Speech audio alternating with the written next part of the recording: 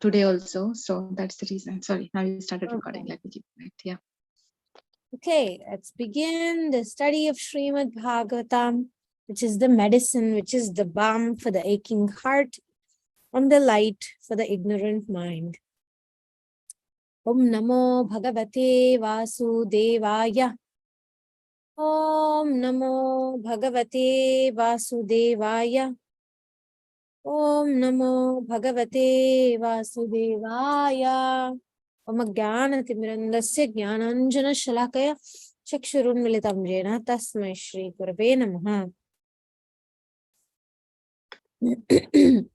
So yesterday we had a very sweet beginning of Brahma's prayers for creative energy.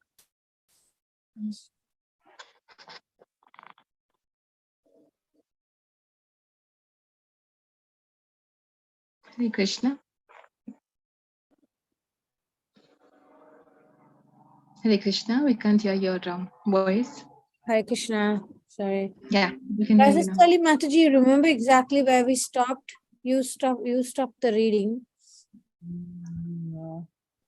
I think it was at the end, I think last. Not here.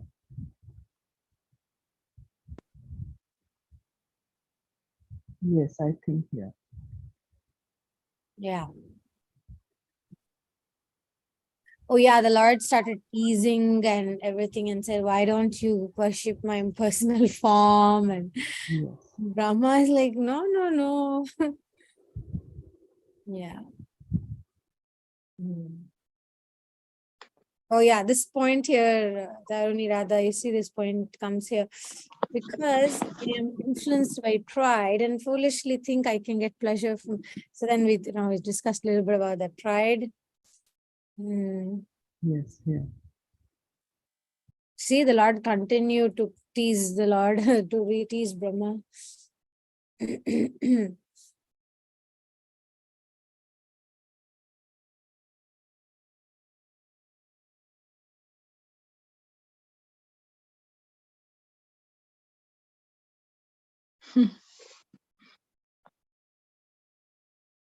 Okay, let's start from here. Vishnu looked lovingly at Brahma, who shed tears of ecstasy as he continued. My Lord, just as your devotees whose spontaneous love for you has awoken can never give you up, so you too can never abandon the company of such faithful devotees. This love very easily awakens in the heart of anyone who faithfully hears about you from authentic revealed scriptures recited by your pure devotees. Because such literatures carry the purifying effect of your association through the ears and into the heart. Oh, I like.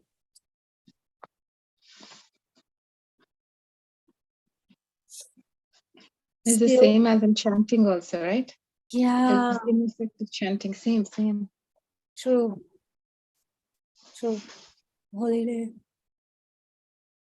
Entering the ears and into the heart. Still, replied Vishnu, many renounced sages argue that my devotees are not transcendentalists, but materialists like all other conditioned souls. Brahma raised his eyebrows. What ignorance.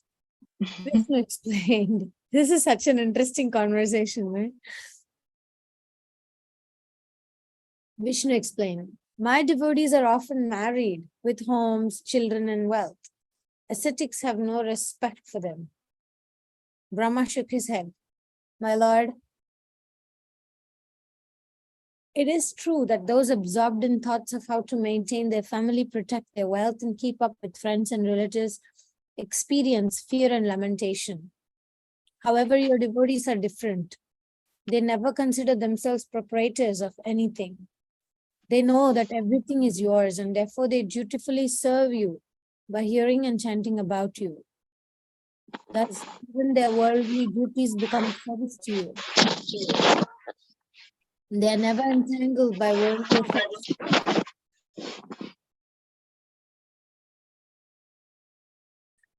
even though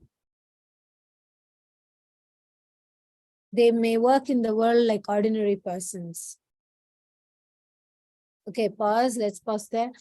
They are never entangled by worldly affairs, even though they may work in the world like ordinary persons. Any comments or questions about that point? So as you see, it's again not about physical body where it's engaged. It's about where our heart is. Where what we're thinking of, are we thinking of Krishna while doing whatever it is that we're doing?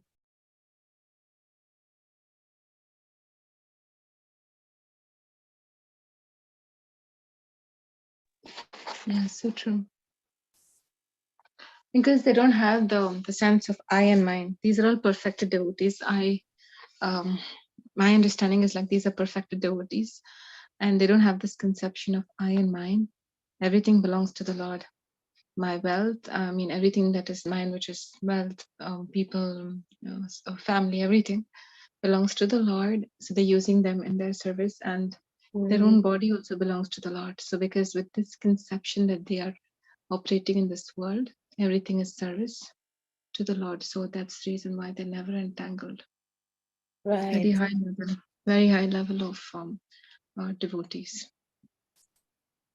Yeah. Another thing also we can remember is can't judge people just because of their ashram or because they are woman or because they're child, or the devotion is not dependent on their engagement in the material world.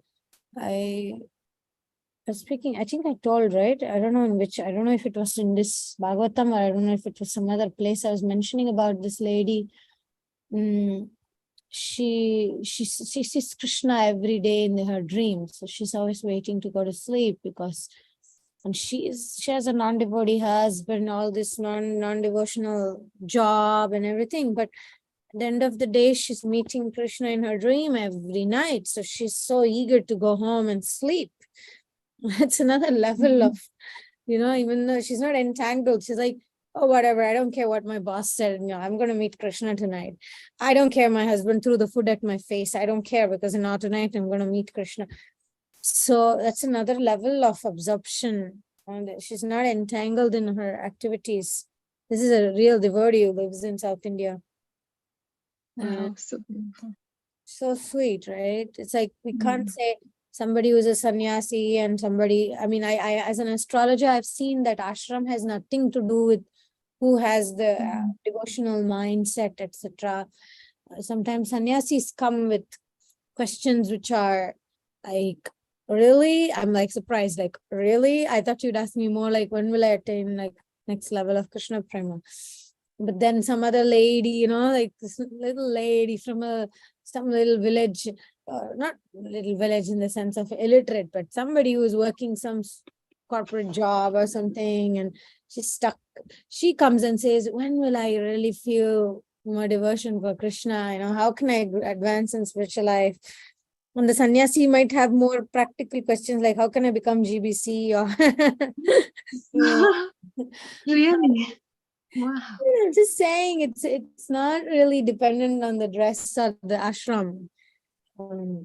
Usually the sannyasis have trouble like, I want to write my next book, can you tell me when to start, or I want to my disciples are eating my head, I want to go on a vacation, things like that. Give me a good time to do that. But then there are the other Matajis may have questions which are much deeper. So I'm just saying, I have learned to not judge people based on their external actions. Somebody might be giving Bhagavatam classes on and people may be coming for their programs. And somebody else might just be a simple lady who goes to the temple every day just to have darshan. But we can't say that who is engaged more in worldly consciousness. It's not really dependent on if somebody's very, I know like a lot of renunciants, they have properties and they have their own material security, financial security. They have homes and like what I mean, like they have more sense of security in this material world. But whereas some other lady who's like struggling, etc., she doesn't even have that security. Her husband is a loser and she doesn't even have money. So her dependence on Krishna is really like us how sannyasi's dependence is supposed to be.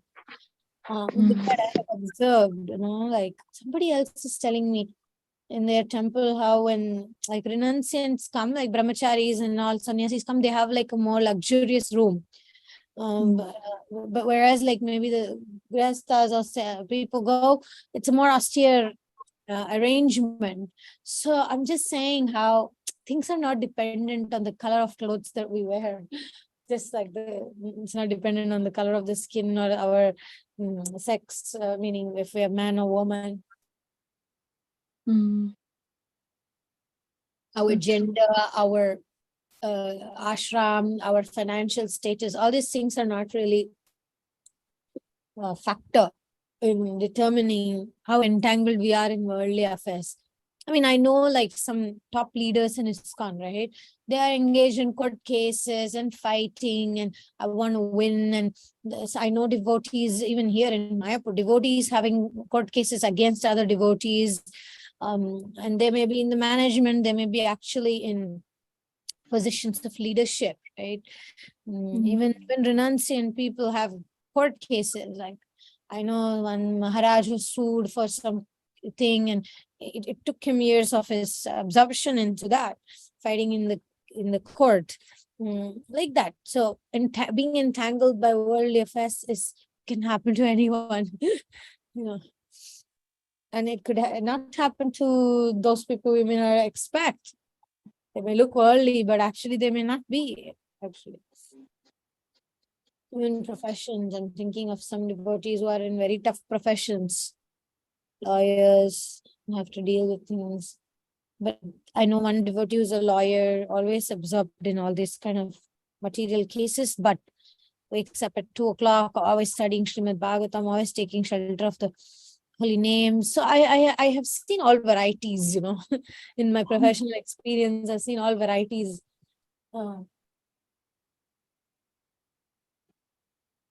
And as one of my mentor often said, depends on when difficulties come, where you have invested, where is your, what was that? I just got a message. I have this Christian app today and it said, where does your hope lie? Where have you put your faith? Or where does your hope lie? Or something like that. I got a message this morning. So like that, when difficulties come, where have we actually invested our absorption? That's what matters. That is so beautiful. Yeah. Wherever we have invested, that's where our mind will go in difficulty. Yeah. It's very natural, right? It's very natural. Yeah. Like a child, when there's some difficulty, they'll come to the parents. They'll run and come and call out also. Like that, if we can helplessly call out to the Lord when suddenly difficulty comes. Like, yeah. Sometimes I get into the mood of like, I can fix it. It's not, I mean, slowly I'm understanding I cannot do it, but then that's the first natural conditioned instinct. I can do. That's not correct.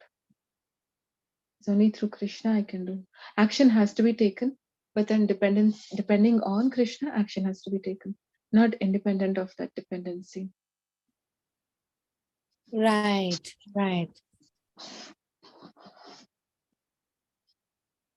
It's such a thin line, right? Such a thin line. Yeah, very thin. Yeah. It's very deep, like as you said, like we. Yeah. And just yesterday we were talking about like the ashram, right? I was just receiving Hare Krishna. Yeah. I was just reading this message. Keep giving calls. Hare Krishna. Yes. Hari Bol. Yeah. So Maharaj is like saying, nowadays, even like women, people like to hear from women and children. So even women can get their Bhakti Shastris and all the etc things. And then Japataka Maharaj, he has sent a message, and that I was reading, and I was like, wow, this is Maharaj's observation. to hear from women and children. He just trying to say, empower yourself. And then he said, like, there's no distinction between a man and a woman when you're like Krishna conscious. It's just like we are just seeing this distinction. Can't We When can't hear hear you. you. the person is Yeah, like, can't hear you. there is not much. What do you say? There is no difference. Krishna is not saying that distinction. Prabhupada is also mentioned many times, but I like the way Maharaj was, Japatak Maharaj was like, written and nicely sent that across. True. Actually, there has I was been remembering you. culture, even if we look at Gaudiya Vaishnavism, Janava Mata, Ganga Mata Goswami, Sita Thakurani, Hemalata Goswamini, there are so many, even in fact, the Diksha line of Bhakti Vinod Thakur, it actually comes from female, he had the female Diksha Guru line. He actually comes from that line. And, but then, somehow we became a little bit negligent, and as the culture is, we sometimes tend to think that because of course we have more male speakers, we have more male leaders, so we tend to think that is superior, but it's not based on that. My Yeah, Guru Maharaj again and again is emphasizing that since a few months now, he's being very, very again and again in his Vyas Puja also. He said, I want all my female and male and female. He especially was emphasizing, I want my female disciples to also study Bhakti Shastra and give classes. And, he's emphasizing more and more and more that Mataji should do this service because we need women, like the perspective correct. of a woman. We need the knowledge and wisdom of a woman, because that motherly energy can keep our movement together. Whereas male psychology is more about confrontation, about conquering, it's always like that. A female is more like how to keep the family together, right? Like I can see that I love your observation. I really love that observation. I was only looking at that first layer. I love the way you interpreted it and said like that motherly affection, that that kind of mood is like to keep us come together. That's so beautiful. yeah, at any So true. cost, right? Any cost, keeping Yeah, it together. correct. That's what a mother does. That's what a mother does. So true. And something else I wanted to say, for the male, psychology is so much about like my empire, my world, my leadership. It's so much more based on like the ego, right? Naturally, like I'm not saying every man, I'm saying the general psychology of men. And then like I know even currently, like I remember because it's happening in Mayapur, and my family is kind of involved in it as well. So there is like division, right? Within the organization, there is a division. Men who believe that women should just cook, clean, and wash and take care of kids, and they shouldn't sit on Vyasasan. And then there's the other group of men who think that, come on, that's not at all proper mood, Prabhupada It's did say, not Prabhupada's mood. huh? Definitely, it's not Prabhupada's mood. Yeah, I'm just saying that the movement is divided for this point. And I can't believe this, Mataji. The reason why I say that is because Prabhupada encouraged Yamuna Mataji to give class when he's sitting and then he's like, please speak like that. So many times he's done that, right? Then how they are able to interpret like that? I'm a little bit I'm surprised. telling you, it's something, I think their relationship with their mothers, Hmm. like I know one, I don't want to like, okay, we can maybe go off live and then we can talk 1 second. Let me